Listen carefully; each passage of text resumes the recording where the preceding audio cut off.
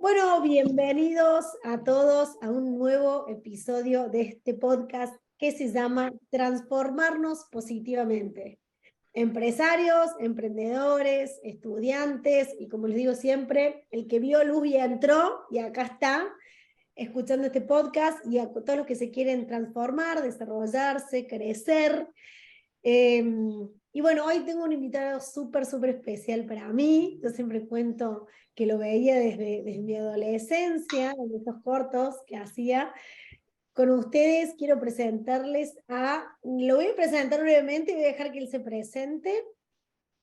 Un amigo querido, Íñigo Biain. ¿Cómo estás, Íñigo? Hola, Pauli, ¿cómo estás vos? ¿Querés que Excelente. me presente? Sí, por Sí, favor. básicamente soy periodista, un terrícola periodista afincado en la ciudad de Córdoba, con todas las definiciones que eso implica, porque uno es uno y su circunstancia, diría Ortega y Gasset, es decir, soy eso, un periodista en la ciudad de Córdoba, en la República Argentina, en el Cono Sur, atravesando los primeros años del siglo XXI, tan movido y desafiante. Excelente, me encantó. Sí. Bueno, Íñigo. Un poco la pregunta que yo te quería hacer este es un podcast que nosotros lo enfocamos mucho en empresarios y emprendedores que están en ese día a día que muchas veces nos atormenta, pensando en tantas cosas, con ese entorno siempre tan cambiante que tenemos que pareciera que nos obliga a estar todo el tiempo apagando incendios, estar en el operativo. Y un poco lo que yo pensaba, que también fue el episodio de inicio de este podcast, y es, che, ¿por qué yo debería escuchar podcast de negocios o leer en este caso? Vos además sos el dueño de una de las revistas más prestigiosas de Córdoba, y ahora si querés también nos contás un poco de las franquicias, de noticias de negocios. Y la pregunta un poco sería, sí, el empresario que muchas veces está con esta atormentado por el día a día, por lo operativo, que con lo que nos cuesta muchas veces salirnos de ese rol operativo, ¿por qué yo debería tomarme 5 minutos, 10 minutos, abrir la revista de noticias y de negocios y empezar a leer un poco por dónde va el mundo, ¿no?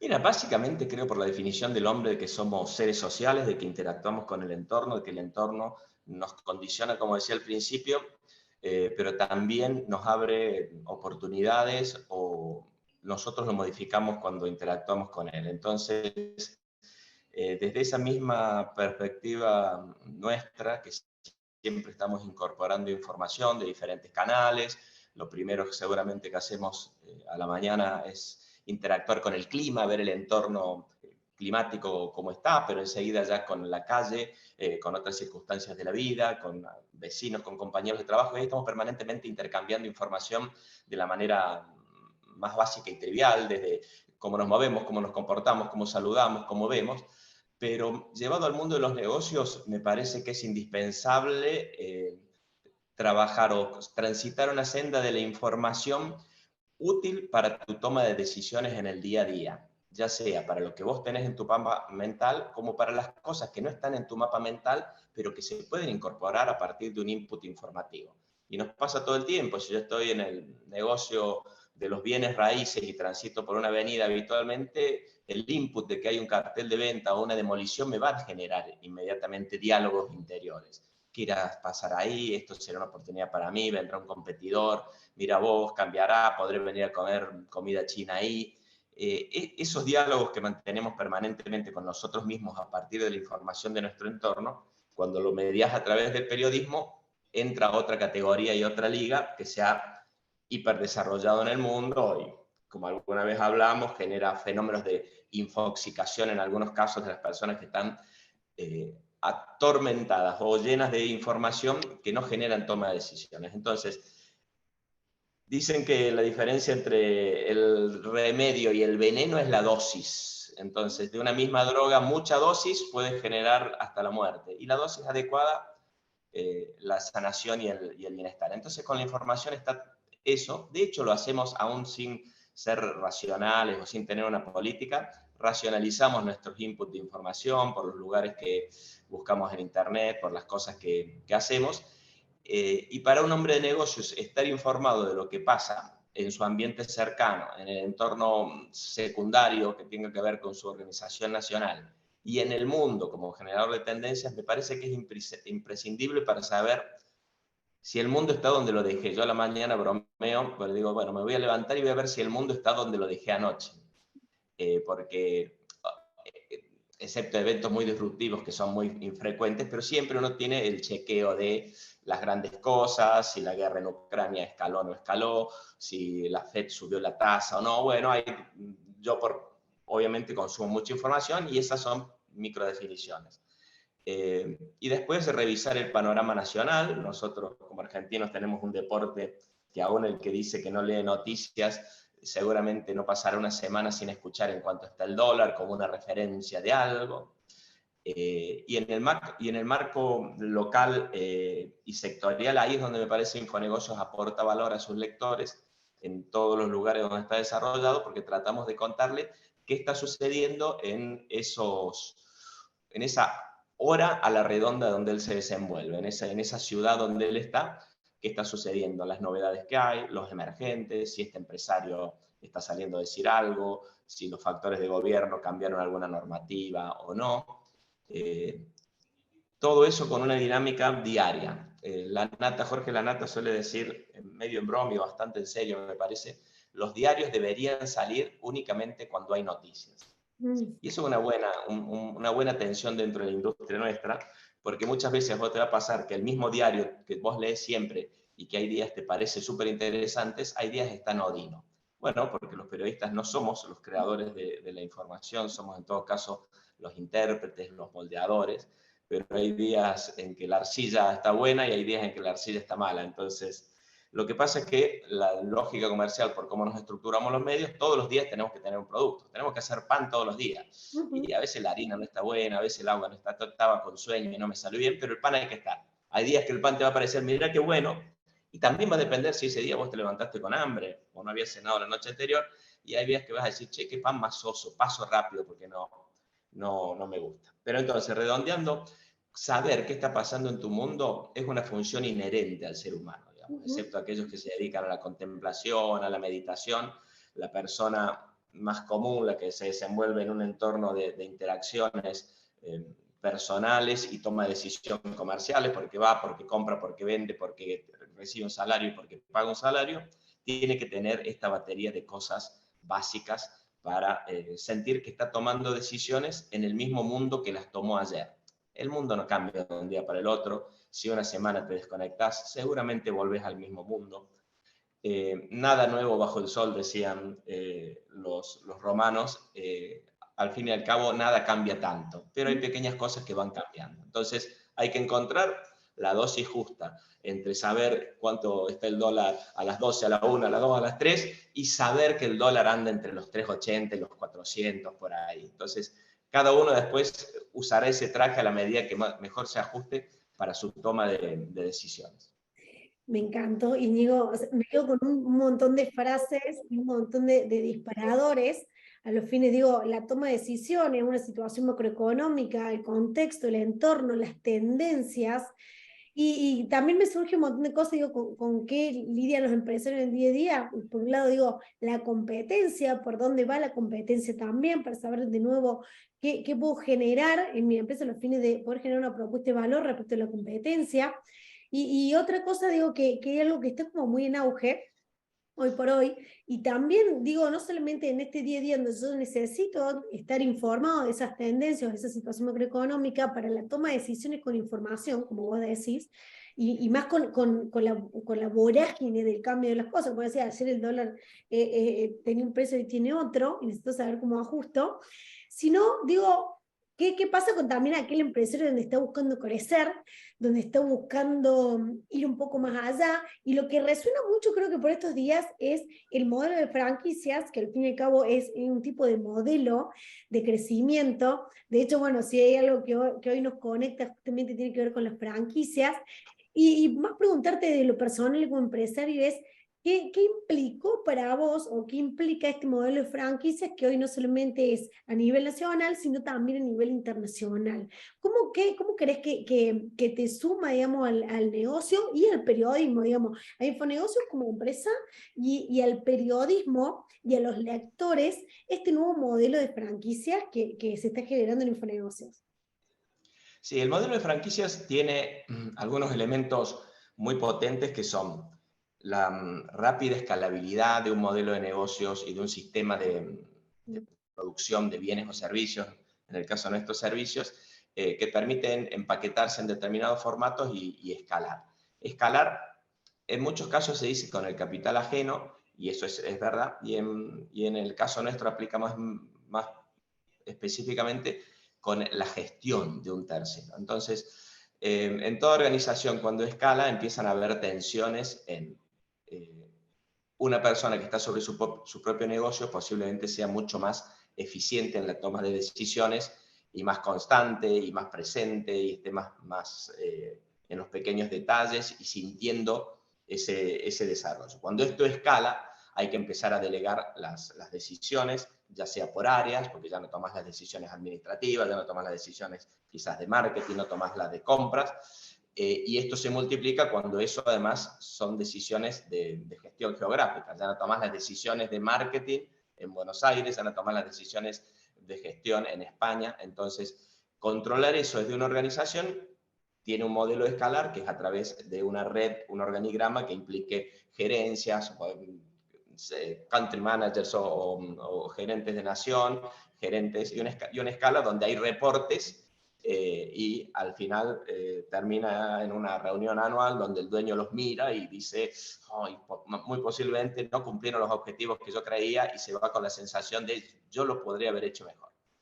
Es con una pyme cuando está creciendo que siente eso, ¿no? He delegado esto y yo lo podría hacer mejor. Y bueno, y largas horas a la noche tratando de tomar todo. Bueno, pero el crecimiento en ese sentido hace que sea imposible en algún momento. Y en eso aparece con Ray Kroc posiblemente como modelo, como el fundador del modelo de McDonald's, la idea de decir, cuando el sistema está bueno, estoy hablando de Ray Kroc, el americano que le compró a los hermanos McDonald's el sistema Sí, y que sí. dio de alguna forma el puntapié inicial de este formato tan extendido en la gastronomía y que después fue saltando industrias, hasta llegar a los medios de comunicación en nuestro caso. Entonces la posibilidad de, cuando un producto está bueno, no escalar con el control interno, sino delegando determinados aspectos de la producción y de la comercialización bajo determinados formatos. Y eso es muy potente porque le permite a alguien que no conoce una industria, por ejemplo, meterse en la industria que le interesa o que le gusta, porque tiene un producto o un formato que está manualizado y ejemplificado, pero además está probado. Pero, y acá está lo lindo de la franquicia, algo que funciona bien en San Juan, capaz cuando lo traes a Córdoba necesita algunos ajustes, y esos ajustes cuando se hacen en el modelo propio de expansión suelen ser muy dolorosos, suelen llegar tarde, porque no está la persona que toma las decisiones a nivel de producto, a nivel de mostrador. Entonces la franquicia te permite eso, y la hay de todo tipo y colores y de flexibilidades o no, te permite ajustar a las demandas del mercado local, ya sea por idiosincrasia de los compradores, por la locación de la boca de expendio del bien, por las circunstancias microeconómicas de ese entorno, ajustarlo rápidamente con una toma de decisión que está cercana a la operación y con el bolsillo de esa persona, que también es muy importante porque la responsabilidad y los costos recaen sobre un bolsillo privado, personal cercano y no en el de arriba, ¿no?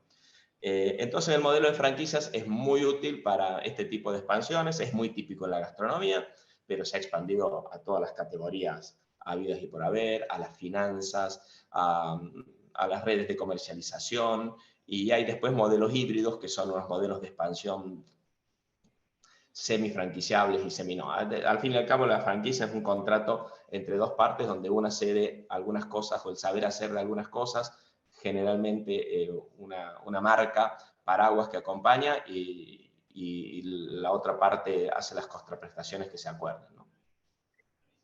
Me encanta, o sea, nos diste una clase rápida y muy valiosa del modelo de franquicias y las bondades para escalar los negocios, me encantó.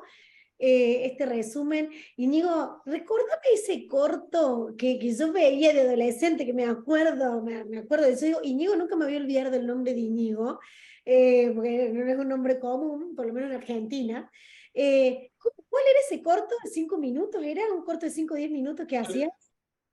Se llamaba Infonegocios TV, en ese momento empezaban a salir los dominios nuevos, no era todo.com, esto era infonegocios.tv, y lo que hacíamos ahí era, por un lado, le hablábamos de negocios en un lenguaje más llano, más cercano a la gente común que estaba del otro lado de la pantalla de Canal 12 de Córdoba en este caso, tratando de contarle, bueno, que la aseguradora tal ha venido con un nuevo producto para el campo, por la sequía y eso, y tratamos de explicárselo llanamente, pero después nos dábamos vuelta y convertíamos esa información en un newsletter ya con una vuelta de tuerca para un público más específico. Es decir, la misma entrevista ya la subíamos un poco de escala de complejidad para el público lector más especializado, entonces como fuimos medio pioneros en popularizar, hablar de negocios en la televisión abierta. Generalmente hablar de empresas en la televisión, un medio tan masivo, está asociado a lo que se dice el chivo o el PNT. Entonces, si vos hablas desde un lugar del elogio pago. Lo que nosotros fuimos medio innovadores fue en presentar a la empresa y a los negocios como un sujeto periodístico.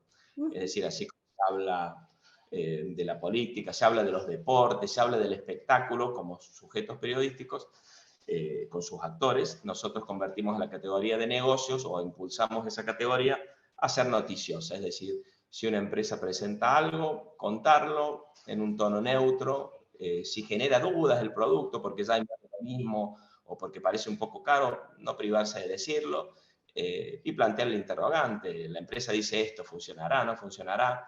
En eso fuimos los promotores, porque lo que había antes eran micros, pero microprogramas, programas muy breves, pero de macroeconomía, donde salía un señor y decía, el país ha decrecido 2% en su PBI, exportamos, eso sí se hablaba, de la macro siempre se habló, pero la impronta que vinimos a traer hace 20 años a la ciudad de Córdoba en un canal abierto, no en uno de cable, fue decir, che, hablemos de negocio, que contemos a la gente pasaste por Colón y General Paz y viste un cartel de Burger King, bueno, yo te cuento que ahí va a abrir la primera franquicia de ta.